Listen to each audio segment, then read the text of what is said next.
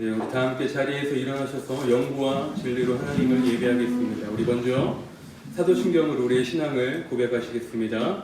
전능하사 천지를 만드신 하나님 아버지를 내가 믿사오며 그 외아들 우리 주 예수 그리스도를 믿사오니 이는 성령으로 잉태하사 동정녀 마리아에게 나시고 본디오 빌라도에게 고난을 받으사 십자가에 못 박혀 죽으시고 장사한 지 사흘 만에 죽은 자 가운데서 다시 살아나시며 하늘에 오르사 전능하신 하나님 우편에 앉아 계시다가 저리로서 산자와 죽은 자를 심판하러 오시리라. 성령을 믿사오며 거룩한 공회와 성도가 서로 교통하는 것과 죄를 사하여 주시는 것과 몸이 다시 사는 것과 영원히 사는 것을 믿사옵나이다. 아멘. 우리 왕이신 나의 하나님 믿음으로 고백하며 나아갑시다.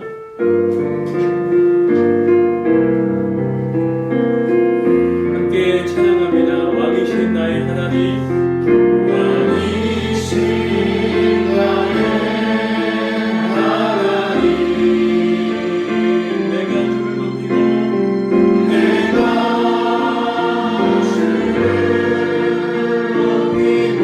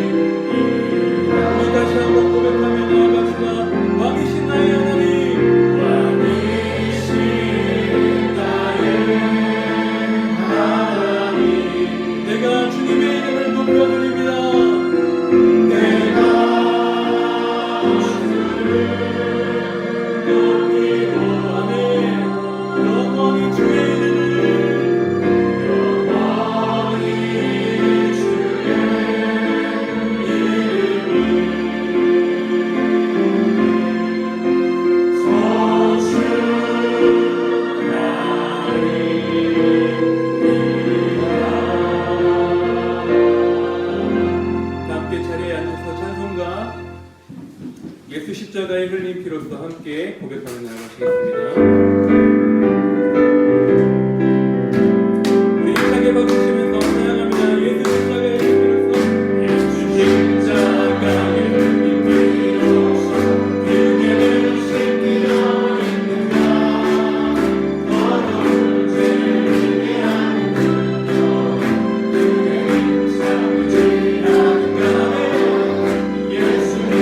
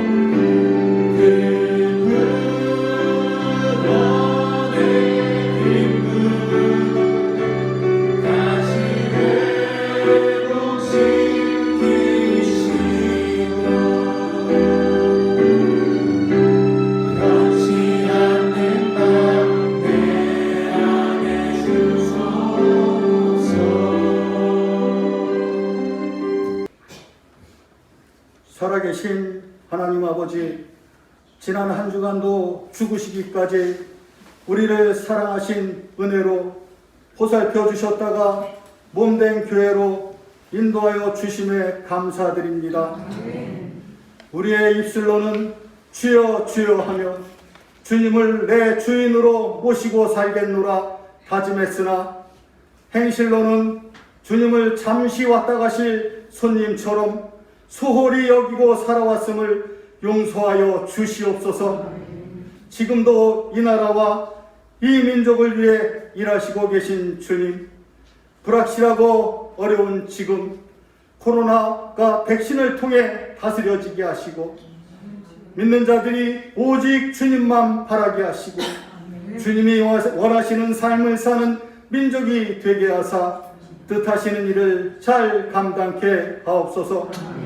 주님, 부활절을 앞두고 있습니다.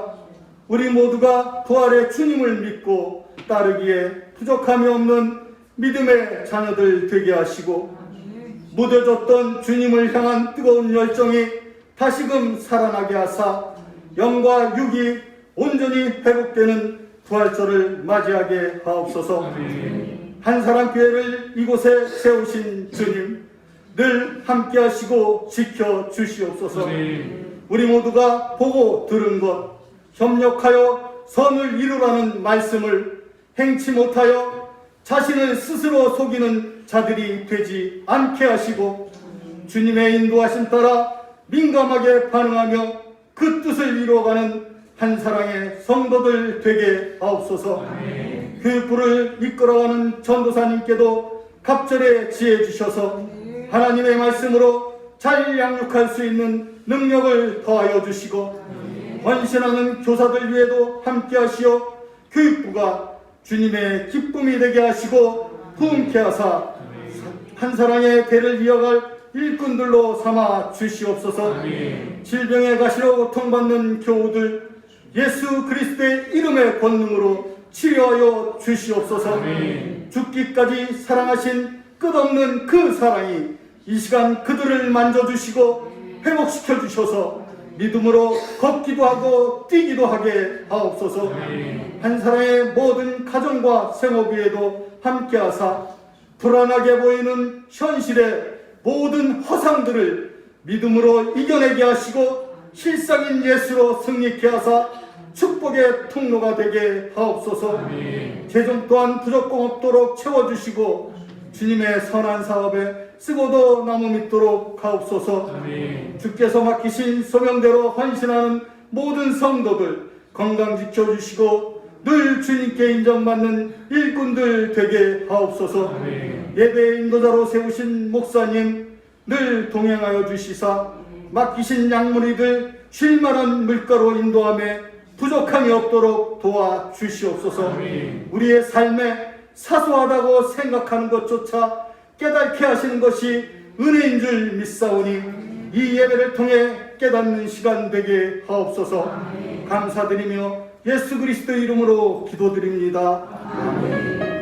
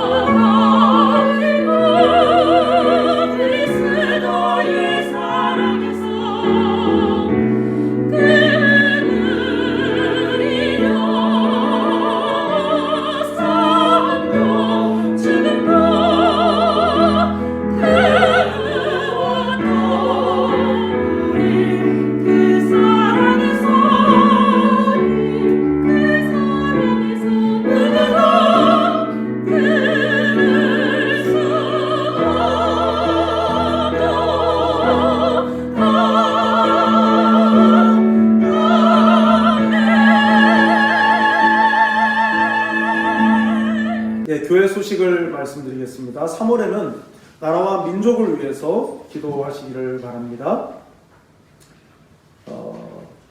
예배는 현장 예배, 또 온라인 예배로 병행해서 드리고 있습니다. 예배와 기도가 다 회복될 수 있도록 우리 스스로가 본인의 신앙을 본인이 잘 좀 챙겼으면 좋겠습니다. 오늘 문답식을 통해서 학습교인이 되신 김삼원, 김수영, 이귀수 성도님 축하하고요. 또 입교인이 되신 우리 박유정 우리 학생 축하합니다. 4월 한 달 동안, 4월 첫 주부터 4주 동안 유아 세례 대상자 교육이 있겠습니다. 오늘 그리고 다음 주일까지 유아 세례 대상자 되시는 분들께서는 신청을 해주시고 4월 한 달 4회에 걸쳐서 유아 세례자 교육을 한 후에 5월 첫째 주일 어린이 주일에 유아 세례 예식을 하도록 하겠습니다. 대상자가 없으면 성탄절대로 유아 세례 예식을 미루도록 그렇게 하겠습니다. 다음 주일은 종려 주일입니다. 예수님께서 십자가 지시기 위해서 예루살렘에 입성하신 그 날을 기념하는 종려 주일로 다음 주일을 지키도록 하겠습니다. 그리고 다음 주일을 지난 월요일부터 한 주간 고난 주간이고요. 월요일부터 금요일까지 29일부터 4월 2일까지 고난 주간 새벽 기도로 하겠습니다. 여러분 그동안 코로나를 이유로 우리가 기도도 잘 못하고 그랬었는데 이제 한 분 한 분 기도하시던 분들이 이제 기도하는 시간을 이렇게 채워가고 있습니다. 그래서 아직 기도하셨었는데 기도해야 되는데 기도의 자리를 못 지키고 계신 분들은 기도하는 자리에 함께 동참해 주시면 좋겠습니다. 오늘 오후 3시 정기당회로 3월 정기당회로 모이도록 하겠습니다. 기도 부탁을 좀 드리겠습니다. 최장선 집사님이 지난 주일날 응급실에 입원을 하셔가지고 담낭에 염증이 좀 이렇게 좀 많아가지고 제거하는 수술을 복강경을 통해서 하셨는데 아직 퇴원을 못 하고 있습니다. 그래서 염증이 있어서인지 계속 열이 내려가지 않고 또 이제 또 통증이 두통이 또 있는 상황입니다. 여러분 기도해 주시고 빨리 회복해서 퇴원할 수 있도록 해주시면 좋겠고요. 그리고 유한숙 권사님 그 부분 되시는 우리 교회 출석하시지는 않는데 이영호 성도님께서 이제 현장에서 작업을 하시다가 이제 손가락 2개가 이렇게 절단이 돼서 봉합 수술을 지난주에 이제 급하게 했습니다.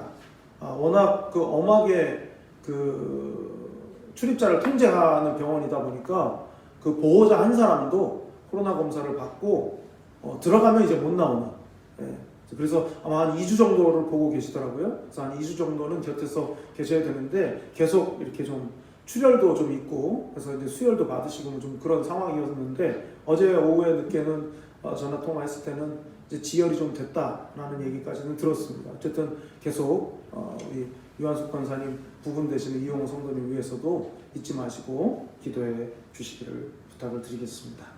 예, 우리 옆에 계신 분들과 인사하겠습니다. 사랑합니다. 반갑습니다. 잘 오셨습니다. 네. 오늘 우리에게 주시는 말씀은 사도행전 9장 1절에서 9절까지의 말씀입니다. 신약 202쪽에 있는 사도행전 9장 1절부터 9절까지의 말씀입니다.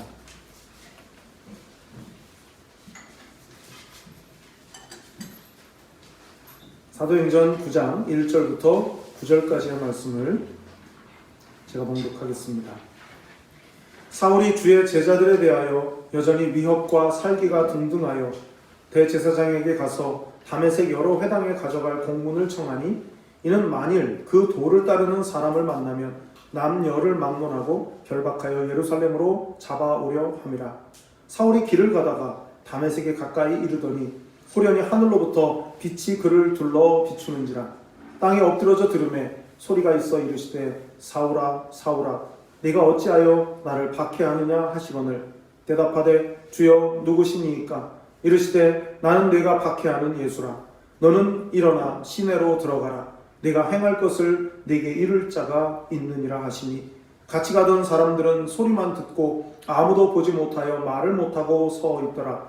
사울이 땅에서 일어나 눈은 떴으나 아무것도 보지 못하고 사람의 손에 끌려 다메섹으로 들어가서 사흘 동안 보지 못하고 먹지도 마시지도 아니하니라. 아멘.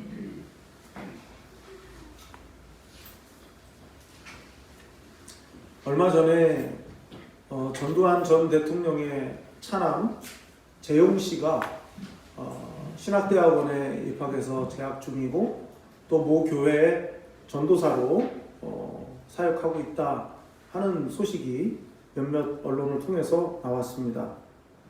알아보니까 그 보도가 그대로 다 사실이었고요.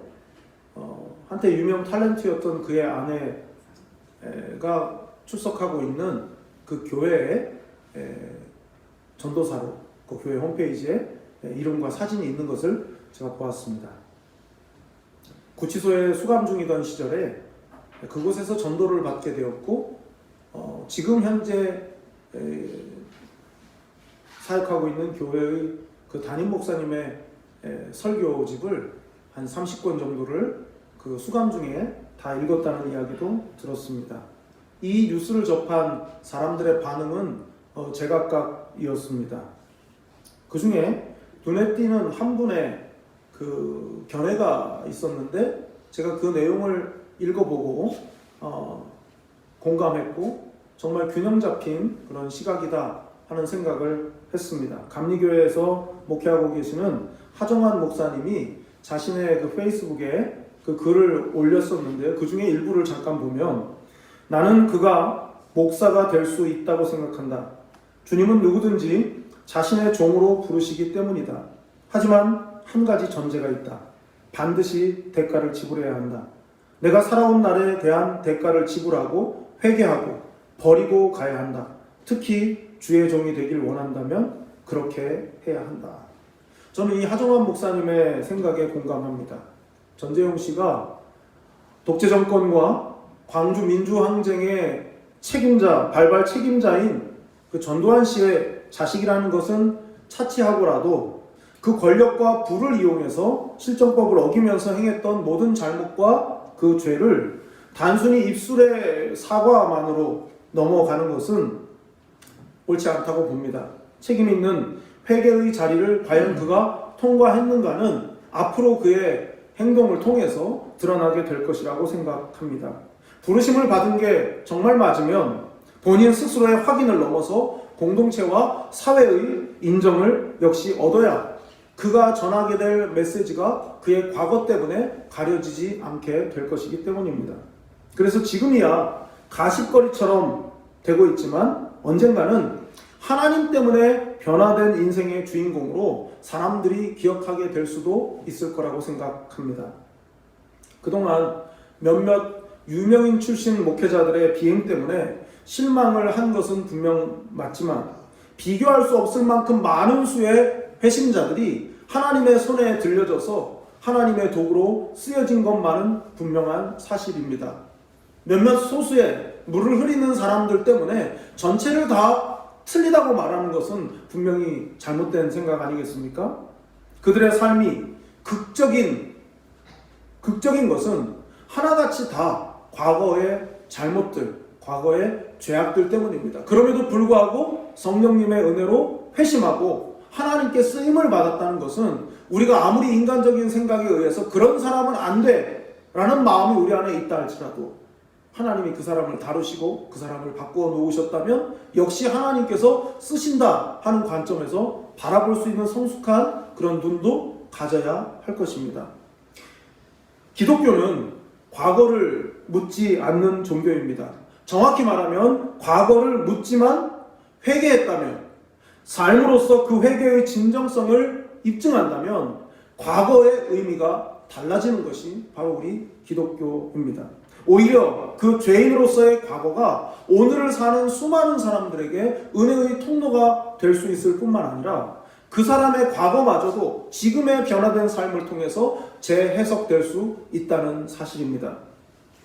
은혜의 통로이자 또 은혜의 견인차로 쓰임받을 수 있다는 사실을 그런 사람들의 모습을 통해서 우리가 확인한다면 오늘 본문 속에 나타나 있는 이 사울이라고 하는 사람, 이 사울의 삶의 변화 역시도 같은 관점에서 우리가 볼 수 있어야 할 것입니다. 아니, 이 사울의 변화야말로 하나님의 손에 들려서 과거가 새롭게 해석된 삶을 살았던 모범이지 않을까 하는 생각을 하게 됩니다. 오늘 이 변화를 요구하시는 하나님의 이끄심을 이 본문을 통해서 확인하면서 우리 자신을 함께 돌아봤으면 좋겠습니다.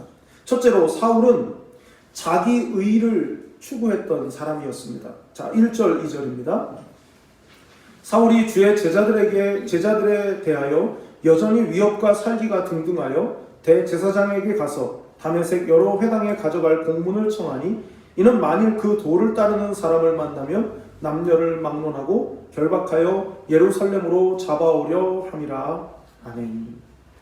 비록 스데반이 순교했지만 스데반이 순교한 이후에도 이 사도행전의 초점은 그럼에도 불구하고 복음이 계속해서 전파되는 것에 초점이 맞춰져 있습니다. 복음 전하는 자들의 열정에 초점이 맞추어져 있습니다. 빌립에 의해서 사마리아 성에까지 복음이 전해지게 되고 사도들의 안수기도를 통해서 시작된 성령의 임하심이 사마리아 성을 바꾸어 놓았습니다. 그러는 동안에 빌립을 통해서 아프리카에서 온 에티오피아 내시가 또 세례를 받는 일도 있었습니다. 이방인 전도가 가능하다 하는 것을 보여주는 사건이었지 않습니까? 하지만 스데반을 죽이는데 앞장섰던 이 청년 사울의 교회를 향한 적개심도 여전히 뜨거운 상태였습니다. 조금 전 읽은 이 본문 1절을 다시 보면 시작이 이렇습니다. 사울이 주의 제자들에 대하여 여전히 위협과 살기가 등등하여. 사마리아의 복음이 전해지고 에티오피아 내시가 세례를 받는 그런 동안에도 사울의 입장은 매우 강경했습니다. 그는 예수 믿는 사람들을 잡는 일에 관한 한 누구보다 큰 열심을 가진 사람이 바로 사울이었습니다. 오늘날로 말하면 구속영장에 해당하는 대제사장의 문서를 가지고 그것을 가지고 다메섹에 있는 그리스도인들을 체포하기 위해서 길을 가기 시작했습니다. 2절에서 볼 수 있듯이 자신의 그런 행위를 정당성을 확보하기 위해 들고 간 그 문서, 구속영장을 들고 찾아간 것이죠. 박해를 피해서 여러 지역의 예루살렘 교회 성도들이 흩어지는 과정에서 아마 흩어지다 보니 다메섹에까지 가게 된 것 아니겠습니까? 바로 그곳에 있는 그리스도인들을 체포하기 위해서 사울이 길을 떠난 것이죠. 아마도 그곳에는 많은 신자가 있었을 것이고 사울은 남녀노소를 불문하고 다 잡아들이기 위해서 부활신앙을 가지고 있고 예수의 가르침을 본받은 사람들을 모두 잡아들이기 위해서 그 길을 떠났을 것입니다. 여전히 라는 말을 통해서 알 수 있듯이 사울은 살기가 등등했습니다. 이 순간에도 스데반을 잡아 죽이던 때의 열정과 분노를 계속해서 이 사울은 간직하고 있었던 것이죠. 누구를 향한 분노와 열정이었을까요? 그리스도인들을 향한 것이었습니다. 단지 스데반을 싫어해서 스데반이 공회에서 그 사내들인 공회원들 앞에서 했던 그 말에 기분이 나빠가지고 스데반 한 사람을 잡아 죽인 그런 게 아니라 이 말이죠. 그리스도인들에 대한 적개심, 그리스도인들이 가지고 있는 가르침에 대한 적개심, 그 가르침을 준 예수에 대한 적개심이 사울을 흥분시키고 분노하게 만들었던 것입니다. 조금 더 생각해 보면 사울이 자기 자신이 가지고 있는 기준, 자기 자신이 가지고 있었던 그 의의 기준을 근거로 해서 분노의 불씨를 계속 타오르게 하고 있었던 것입니다. 예수를 바라보면, 예수를 생각하면 성전을 헐라고 말했던 사람, 감히 지가 뭔데 성전을 헐라고 이야기하는가, 그리고 그런 예수가 다시 살아났다고 떠들고 돌아다니는 저것들 내가 가만두지 않으리라. 자기의 기준으로 볼 때 성전을 헐라고 말했던 것은 신성모독에 해당하니까, 내 기준에 벗어났으니까 가만두면 안 된다 라고 하는 생각을 사울이 가졌던 것이죠. 자기 의를 추구하며 살아온, 그리고 앞으로도 그렇게 살아갈 사울의 눈으로 볼 때 예수와 예수의 가르침을 받은 그 사람들은 이 세상에서 없어져야 할 존재들이었던 것입니다. 언젠가 한 다큐멘터리 프로그램을 봤습니다. 이슬람권에서 이런 늘 매일같이 일어나고 있는 그 자살 폭탄 테러, 그 자산 폭탄 테러에 의해서 희생당한 사람들의 그 배우자, 자녀, 가족들, 그들의 이야기를 촬영해서 만든 다큐였습니다. 이슬람에는 지하드라는 것이 있지 않습니까? 이른바 성전입니다. 성전, 거룩한 전쟁. 그 지하드에 참여한 사람들, 그 성전에 참여한 사람들, 그 사람들은 전리품을 가질 수 있는 권한이 있죠. 그런데 만약 성전에 참여했다가 죽음을 당했다, 그러면 그 사람들은 천국에 간다.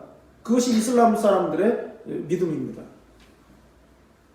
그러니 그 믿음 잘못된 그 가르침과 그 믿음 때문에 얼마나 많은 사람들이 희생을 당하고 있고 얼마나 많은 사람들이 가족을 잃고 있습니까?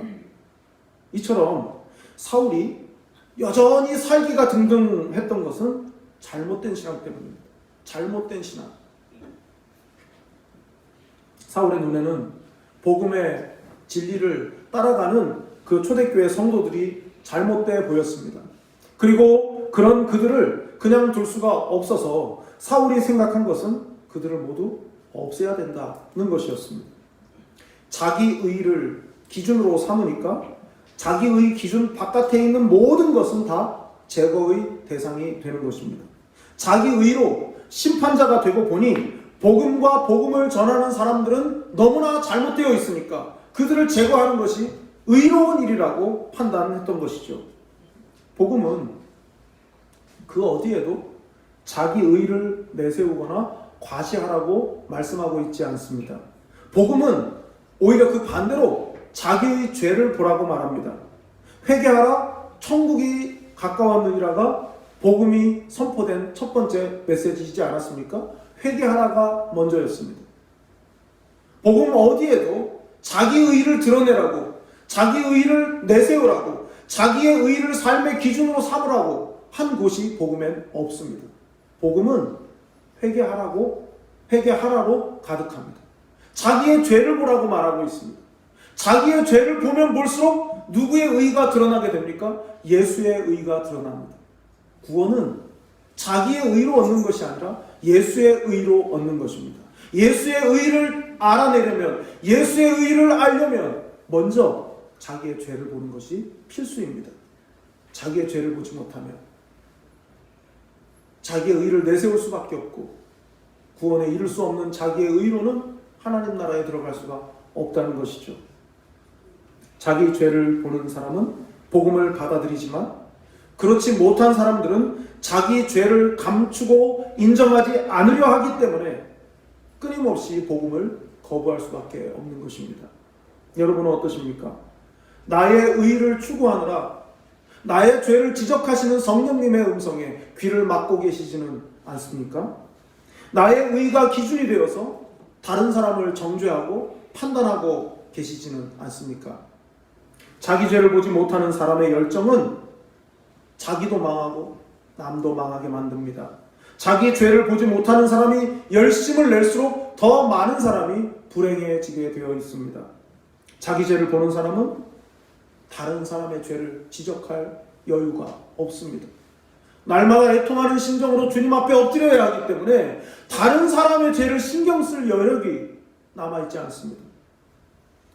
날마다 애통하는 심정으로 주님 앞에 나아감으로 나도 살고 남도 살리는 생명의 역사를 이루어 가시는 여러분들이 되시기를 바랍니다. 둘째로 사울은 빛을 만난 사람이었습니다. 자, 3절 4절입니다. 사울이 길을 가다가 다메섹에 가까이 이르더니 호련히 하늘로부터 빛이 그를 둘러 비추는지라 땅에 엎드려져 들으매 소리가 있어 이르시되 사울아 사울아 네가 어찌하여 나를 박해하느냐 하시거늘. 아멘.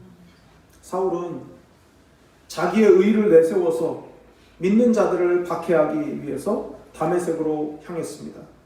다메섹으로 향하는 그 길에 거의 다 도착했을 즈음에, 다메섹에 거의 다 도착했을 즈음에 하늘의 빛이 갑자기 나타나 그를 엎드러지게 만들었습니다. 역설적이게도 예수님 믿는 사람들을 붙잡으러 가는 바로 그 길에서 하나님의 빛에 그가 붙잡히게 되었습니다. 자기의 계획대로 대제사장의 공문을 가지고 다수의 예수 믿는 사람들을 체포하기 위해서 다메섹에 거의 다 왔는데 갑자기 앞을 볼 수 없어서 멈출 수밖에 없게 되었습니다. 때로는 하나님의 갑작스러운 방문이 우리의 모든 계획과 우리의 모든 생각을 다 허사가 되게 할 때가 있습니다. 사울은 어쩌면 자기 자신을 행동하는 양심이라고 생각하면서 팔을 걷어붙이고 다메섹으로 향했을지도 모릅니다. 하지만 하나님의 갑작스러운 방문 앞에 거의 다 도달했다고 생각했던 목표가 갑자기 보이지 않게 된 것입니다. 혹시 여러분에게는 그런 경험이 없으십니까? 이것은 옳은 일이고, 이것은 반드시 해야 하는 일이고, 이것은 하나님도 칭찬해 주실 일이야 라고 생각하고 일을 진행하다가 어느 날 갑자기 아무것도 할 수 없는 상태가 되어본, 그 일을 더 이상 할 수 없게 된, 혹시 그런 경험은 없으십니까? 사울이 갑작스럽게 만나게 된 것은 하나님의 빛이었습니다. 하나님은 내 인생이라고 하는, 내가 내 인생이라고 생각하고 걸어가는 그 길에 하나님이 갑자기 나타나셨습니다. 자기 생각을 빛으로, 나의 의를 빛이라고 생각하고 걸어가던 그의 앞에 참 빛이신 하나님의 빛이 나타나 내가 빛이라고 생각했던 그 빛을 삼켜버렸습니다. 그 빛 앞에 사울은 도저히 서 있을 수조차 없게 되었습니다. 자신의 눈으로 뭔가를 본다는 것이 아예 불가능한 그런 상황을 사울이 만나게 되었습니다. 여러분이 평소 보고 판단하는 것은 얼마나 정확합니까? 어떤 사람에 관해서 판단한 것이 얼마나 정확했습니까? 내 생각에 옳고 맞다고 생각했지만 전혀 아니었다는 것을 나중에 알게 된 경험은 없으십니까? 우리가 판단하기에 보이는 것이 너무 적습니다. 내가 누군가를 판단하기에는 아는 것이 너무나 부족합니다. 그렇게 빈약한 걸 가지고 판단하고 결론까지 내려버리는 것이 얼마나 하나님 앞에 어리석은 줄은 우리가 경험을 통해서 계속 깨달아가고 있습니다. 우리 눈으로 보고 내리는 판단은 그다지 정확하지 않습니다. 내 생각일 뿐입니다. 우리가 가진 편견과 선입견의 렌즈, 자기 의의 렌즈를 벗지 않는 한 끊임없이 남을 정죄하고 판단하고 남을 죽이는 일을 할 수밖에 없는 것입니다. 생각하면 할수록, 무언가를 판단하면 할수록 살리는 게 아니라 죽이게 되는 경우가 훨씬 더 많습니다. 그래서 교회에서 가급적 하지 말아야 될 것이 뭐냐? 사실 확인입니다. 사실 확인. 사실 확인하다 확인 사살되는 경우가 얼마나 많습니까? 옳고 그름보다 중요한 것은 생명입니다. 생명이 더 중요합니다. 한 영혼의 생명이 더 중요하지, 내가 맞나 안 맞나 남들 앞에서 인정받는 게 뭐가 그렇게 중요합니까? 옳고 그름보다 중요한 것이 생명인데 체면 때문에, 자존심 때문에 사실을 확인하다 다치는 경우가 참 많습니다. 하나님은 옳고 그름의 잣대로 믿는 자를 체포하기 위해서 길을 가던 사울을 하나님의 빛 안에서 멈추게 만드셨습니다. 자기의 의로 복음을 멈추겠다고 한 바로 그 사울의 길을 칠흑 같은 어두움에 휩싸이게 하며 그를 멈춰서게 하셨습니다. 그렇게 하나님의 빛 앞에 엎드러진 사울이 이렇게 말하죠. 사울에게 이런 소리가 들립니다. 사울아, 사울아, 네가 어찌하여 나를 박해하느냐? 세 가지를 알 수 있어요. 어찌하여 나를 박해하느냐? 첫째는 나를 박해하느냐 그러셨어요. 사울이 지금 누군가를 체포하러 가는 것이지만, 사울이 지금 교회를 흔들어 놓는 것이지만 그것은 주님을 박해하는 거라는 거죠. 사람들이 교양 있는 척 이렇게 얘기합니다. 나는 하나님도 믿고 나는 예수님도 믿어. 그렇지만 교회는 싫어. 예수 믿는 사람들이 싫어. 그러면 그 사람은 우리의 귀로 듣기에는 하나님은 인정하지만 잘못 믿는 그리스도인들 때문에 못 믿겠다, 그 정도로 받아들여지지만 사실 결론은 하나님을 안 믿는 겁니다.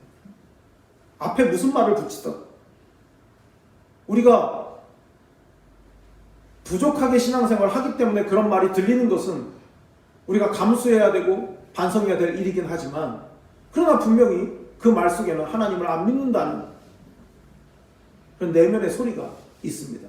두 번째는 엎드러졌을 때 소리가 들렸다는 겁니다. 아, 내가 다메섹에 가서 예수 믿는 것도 내가 싹 다 잡아와야지 하고 마음을 먹었을 때, 아니면 이제 다메섹으로 가는 길을 출발했을 때 사울아 사울아 이러셨어도 되는데 그렇게를 안 하셨다는 거죠. 칠흑 같은 어둠에 사로잡혀서 엎드러지고 난 다음에 사울아 사울아 어찌하여 나를 핍박하느냐 박해하느냐, 그 다음에 그 소리가 들렸다는 겁니다. 여러분, 우리가 제 잘난 맛에 소리치고 다니면요, 하나님 소리가 안 들립니다. 나는 이만큼 가졌고, 난 이런 것도 할 수 있고, 나는 이렇고, 나는 교회에서 이렇고, 그런 것들을 내세우는 동안 세밀하게 세심하게 세미하게 우리에게 말을 걸어오시는 하나님의 소리를 들을 수 없습니다. 그래서 어쩌면 망하고 아프고 그리고 어려운 일을 당하고, 그래서 완전히 하나님 앞에 엎드릴 수밖에 없는 그 순간이야말로 실은 하나님 앞에 가장 바르게 자기 자신을 바라볼 수 있는 때일 수 있다는 것이죠. 그 다음에 세 번째는 사울의 이름을 두 번 부르셨다는 겁니다. 사울아 사울아, 두 번을 그 이름을 불러주셨습니다. 성경에 하나님께서 어떤 사람의 이름을 부르실 때 이렇게 두 번 부르는 경우가 그리 많지 않습니다. 흔하지 않습니다. 하나님께서 사무엘을 부르실 때도 사무엘아 이렇게 부르셔요. 또 사무엘아 이렇게 부르십니다. 그렇게 한 번, 두 번, 세 번 부르십니다. 뭐 그러는 사이에 제사장이 불렀는 줄 알고 엘리에게 이제 가고 뭐 그런 일이 있었죠. 마지막 부르실 때는 사무엘아 사무엘아 두 번이었어요. 여러분, 하나님이 누군가의 이름을 두 번 반복해서 부르신다는 것은 그 사람을 변화시켜서 쓰실 때 있었던 일입니다. 하나님이 그를 사용하실 때 있었던 일이에요. 이름을 거듭 부르신 경우는 말이죠. 이 세 가지를 종합해서 보면 사울의 의사와 관계없이 하나님이 당신의 빛으로 사울을 멈춰 세우셨고, 그렇게 하신 이유는 이 하나님을 향해서 맞서고 하나님의 빛에 맞서던 그런 그 사람을 엎드려뜨려서 당신의 도구로 쓰시기 위해서, 다시 말하면 고쳐 쓰시기 위해서 그를 엎드려뜨리셨고 그를 찾아오셨다는 것입니다. 하나님께서 당신이 택하신 사람을 엎드려뜨리셨을 때는 그를 망하게 하기 위해서 심판하신 것이 아니라 그를 특별하게 만나주시고 그리고 그를 고쳐서 써주시기 위해서 하나님이 그렇게 찾아오신다, 갑자기 방문하신다 하는 것입니다. 여러분에게는 하나님의 빛을 본 경험이 있으십니까? 나의 의도와 다른 방향으로 인도하셨지만 그 일을 계기로 해서 나를 변화시켜 주시고 나를 새롭게 하셔서 하나님의 도구로 써주셨다는 사실을 여러분은 믿으십니까? 하나님께서 우리의 선택을 존중하고 자유의지를 따라서 행하는 것을 허용하시지만 그 길이 하나님의 빛 아래에 있지 않다면 하나님은 멈춰 세우십니다. 혹 주님의 빛이 아닌데 내 빛으로 무언가를 해보려고 하는 분이 혹시 계시다면 다메섹 도상에 엎드러져 있는 사울을 한번 생각해 보시기를 바랍니다. 이태리의 유명한 화가 카라바지오가 그린 이 바울이 다메섹 도상에서 엎드러져 있는 장면 한번 인터넷에서 한번 검색해 보십시오. 카라바지오의 이 바울의 다메섹을 가는 바울인가요? 이런 제목이 그림이 있습니다. 그 그림을 보면 정말 인간의 얼마나 인간이 연약한 존재인가 아주 생생하게 마치 살아있는 영상을 보듯이 그림을 그렸습니다. 그 그림이 너무나 강렬했기 때문에 그 이름을 주문했던 성당에서 그 그림을 다시 돌려보냈다고 하는 유명하지만 우리는 잘 모르는 그런 예가 있습니다. 여러분, 사울, 하나님이 그를 만나주시기 위해서 그를 찾아오셨을 때 그는 칠흑 같은 암흑을 경험했습니다. 여러분, 내가 가진 빛을 가지고 뭔가를 해보려고 하면 그 빛은 오히려 그 빛을 삼키는 어둠을 가져올 뿐입니다. 하나님이 기뻐하시는 하나님의 빛을 사모하시고 아버지의 뜻을 따라 갈 수 있는 여러분이 되시기를 바랍니다. 마지막 세 번째로 하나님께서 만나주신 사람 사울입니다. 자, 5절 6절입니다. 대답하되 주여 누구시니이까? 이르시되 나는 네가 박해하는 예수라. 너는 일어나 시내로 들어가라. 네가 행할 것을 네게 이를 자가 있느니라 하시니. 사울이 교회를 핍박하고 잔멸했지만은 하나님은 그런 사울을 사랑하셨습니다. 그리고 사울을 향한 놀라운 계획을 이미 진행하고 계셨습니다. 사울을 통해 하나님의 나라의 일을 이루시기 위해서 기다리고 계셨습니다. 그 증거가 사울에게 하신 주님의 말씀 속에 나타나 있죠. 6절을 보면 너는 일어나 시내로 들어가라. 네가 행할 것을 네게 이를 자가 있느니라 하십니다. 이미 준비해 놓으셨죠. 다음 주에 보겠지만 하나님께서 이미 준비해 놓으신 사람이 있고 이미 그에게 일러주신 말씀이 있었습니다. 사울의 입장에서는 너무나 갑작스러운 주님의 방문이었지만 실은 하나님께서 이미 사울을 위한 모든 준비를 해놓고 계셨다 하는 것입니다. 원래 주님은 준비를 미리 해두시는 전문가이십니다.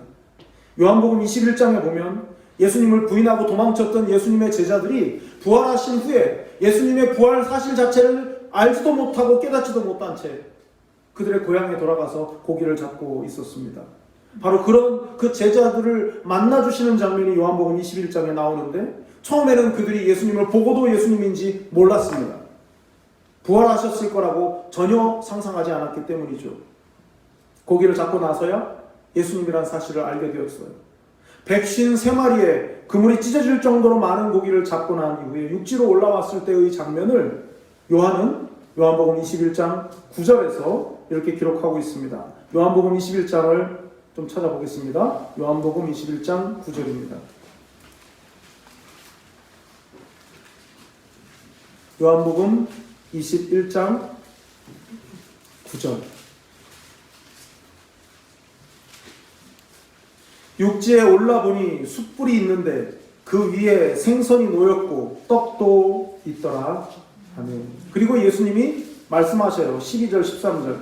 예수께서 이르시되 와서 조반을 먹으라 하시니 제자들이 주님이신 줄 아는 고로 당신이 누구냐 감히 묻는 자가 없더라.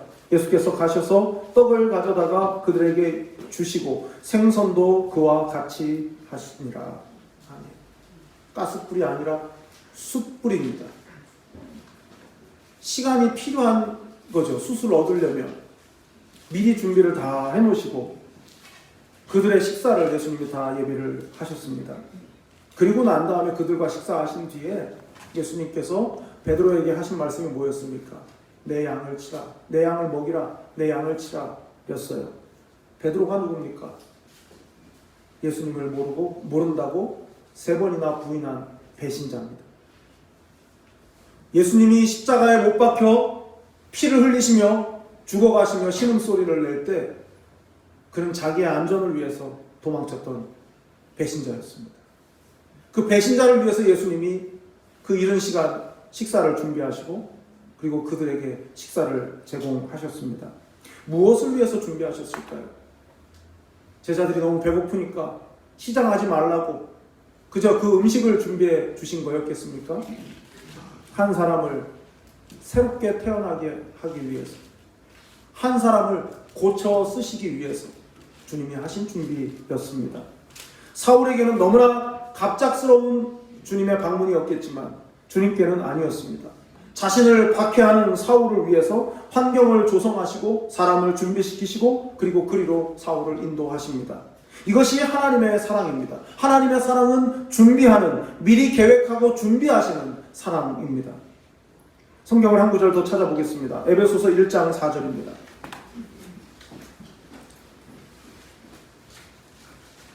신약성경 에베소서 1장 4절이 이렇게 증거하고 있습니다. 곧 창세전에 그리스도 안에서 우리를 택하사 우리로 사랑 안에서 그 앞에 거룩하고 흠이 없게 하시려고. 사울은 주님을 따르는 자들을 죽이기 위해서 혈안이 되어 돌아다녔지만 예수님은 그런 사울을 변화시키기 위하여 미리 예정하시고 미리 준비해 놓으셨습니다. 사도 바울이 에베소 교회 성도들에게 보낸 편지인 이 에베소서의 시작에 그 간증이라 할 수 있겠죠. 자기의 고백적인 그런 권면이라 할 수 있겠죠. 하나님은 미리 정하신다. 하나님은 미리 당신들을 택했다. 당신들이 주님을 알지도 못할 때, 아니 주님을 배신하는 그런 수준에 머물고 있을 때 하나님은 당신을 미리 택하셨고, 그렇게 하신 이유는 당신들을 고쳐 쓰시기 위해서다. 거룩하고 흠이 없게 하시려고, 거룩하고 흠이 없게 하시려고 미리 택하시고 미리 준비하셨다. 오늘 본문을 관찰하면서 발견하게 되는 것 중에 하나는 5절에 있는 주여 누구시니까 하는 사울의 말입니다. 사울의 말은 이 한마디밖에 없어요.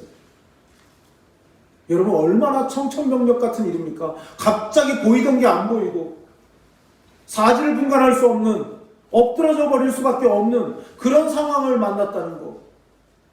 얼마나 하고 싶은 말이 많겠습니까? 주여 누구시니까 이 한마디밖에 하지 못했어요. 그 뒤에 더 이상 다른 말이 필요 없었습니다. 왜요? 주여 누구시니까 딱 3개의 단어로 되어 있는 이 말 한마디를 하고 나니 주님께서 네가 박해하는 예수다 할 말이 없는 거죠. 그 주님이 나를 만나주시다 할 말이 없는 거예요. 너무나 갑작스럽게 그리고 정확하게 준비하신 하나님의 인도를 경험한 사람들의 공통점은 무엇인가? 드릴 말씀이 없다는 겁니다. 하나님 앞에서는 드릴 말씀이 없다는 거죠. 여러분과 제가 하나님께 받아 누리는 은혜가 무엇입니까? 내가 생각하지도 않았고 바라지도 않았던 그 구원을 위해서 준비하시고 이루신 것, 그것을 생각하면 생각할수록 할 말이 없어집니다. 그 앞에 서 있는 우리가, 하나님의 은혜 앞에 서 있는 우리가 무슨 말을 할 수 있겠습니까? 이유를 따지기에는 우리의 악한 과거를 하나님이 아시면서도 다 용서하시고 미리 구원의 값을 지불하셨다는 그것 하나 때문에 할 말이 없어지는 것이죠. 더군다나 우리를 구원하실 뿐만 아니라 우리를 사용하신다 하니 더더욱 할 말이 없는 것이죠. 하나님 앞에 설 수 있는 이유가 우리 안에는 없습니다. 내가 하나님을 예배하고 하나님의 일꾼일 수 있는 이유가 내 자신, 내 안에는 결코 없다는 사실입니다. 그러니 생각할수록 더 할 말이 없어지는 것이죠. 우리에게 맡겨주신 일들이 무겁다는 생각이 들 때가 있습니다. 아, 내가 왜 이걸 해야 되나?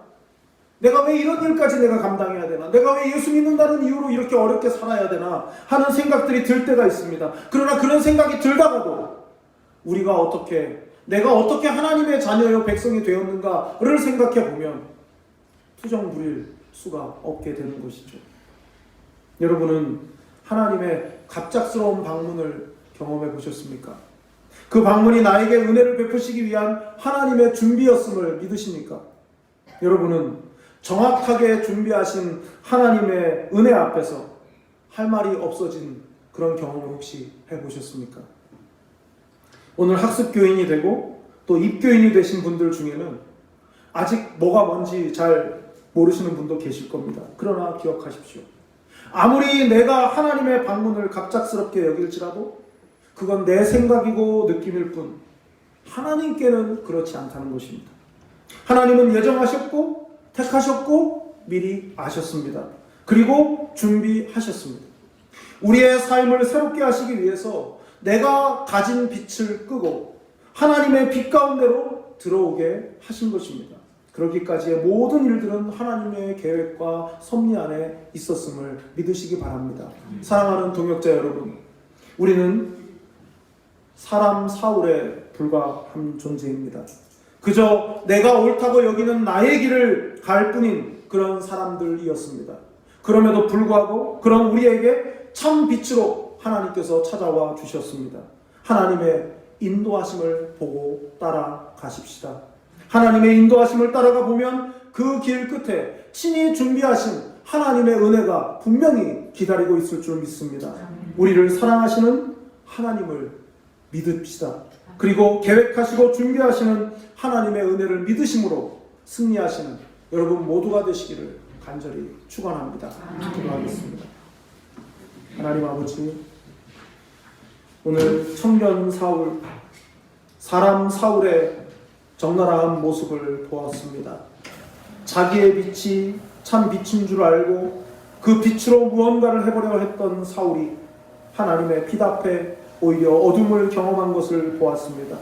하나님, 내가 가지고 있는 알량한 의로, 내가 가지고 있는 작은 빛으로 무언가 할 수 있을 거라는 착각을 속히 버리게 하여 주시고, 나의 의가 아닌 나의 죄를 보므로 주님의 의를 보게 하여 주시고, 그러므로 그 은혜의 크기를 깨달아 알아 주님 앞에 입을 닫고 하나님의 영광을 위하여서 걸음을 바꿀 수 있는 우리 모두가 되게 하여 주시옵소서. 사랑이 많으신 예수님의 이름으로 기도드리옵나이다. 아멘. 다 자리에서 일어나셔서 은혜 아니면 찬양하고 기도하겠습니다.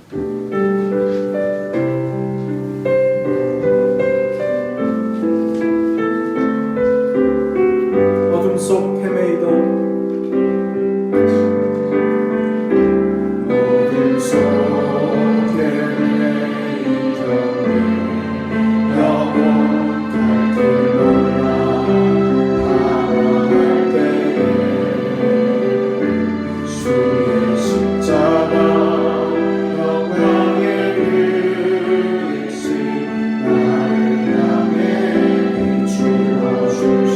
주홍빛보다 더 흐른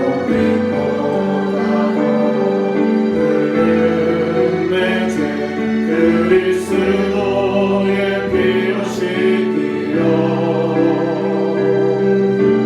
완전한 사랑 주님의 은혜로 새 생명 주께 얻었네.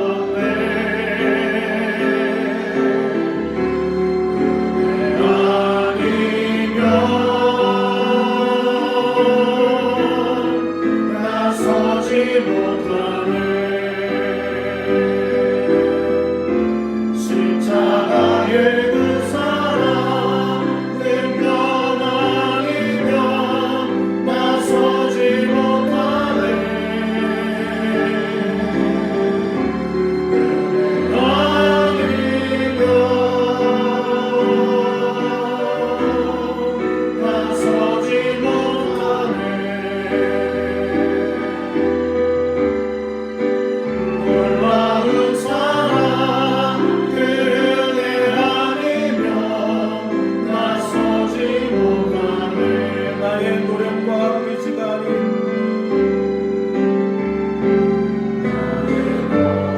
나의 노력과 의지가 아닌 오직 주님의 그 뜻 안에서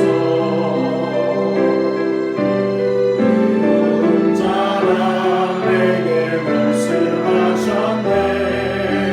완전하신 은혜로 은혜 아니면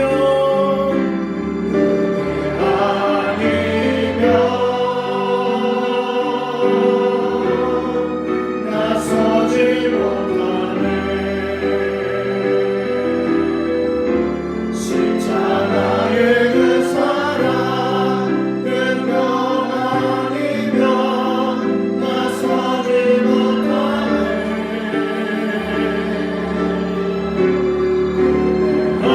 아니면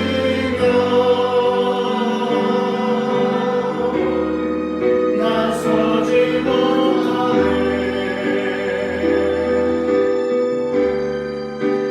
놀라운 사랑 그 은혜 아니면 나서지 못하네. 은혜 아니면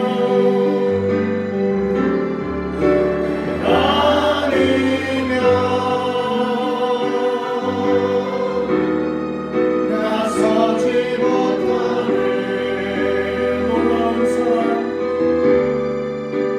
놀라운 사랑 그 은혜 아니면 나서지 못하네.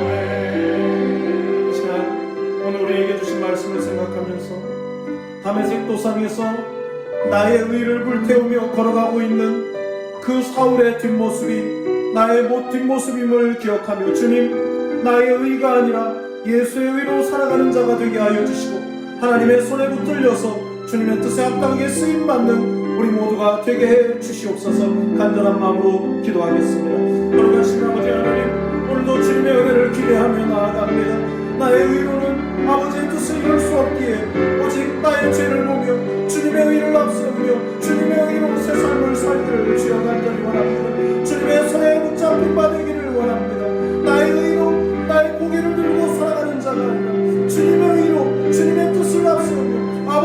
뜻을 이루기 위하여 걸어갈 수 있는 자가 되게 하여 주옵소서. 사울의 모습 속에 나의 모습이 있음을, 사울의 그 교만함 속에 내가 있음을 오 주여 용서하여 주시고 나를 새롭게 하여 주시옵소서. 오직 은혜로 주의 복음으로 나를 다시 살게 하여 주시옵소서. 아버지의 뜻을 이루어드릴 수 있는 믿음의 삶을 다시 시작할 수 있도록 은혜 베풀어 주시기를 간절히 원합니다. 예수의 의로 다시 살게 하여 주시옵소서. 오 주여 불쌍히 여겨 주시옵소서.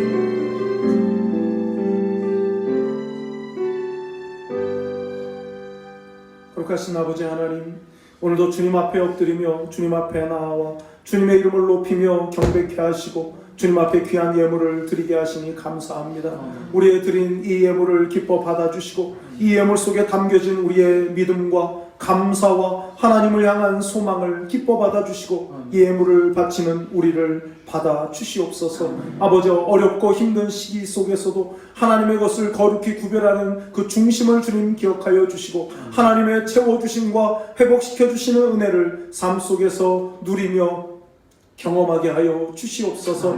드려진 이 예물처럼 삶이 드려질 뿐만 아니라 물질에 지배받는 인생이 아니라 물질을 다스리며 사는 삶이 되도록 날마다 은혜 위에 은혜를 더하여 주시옵소서.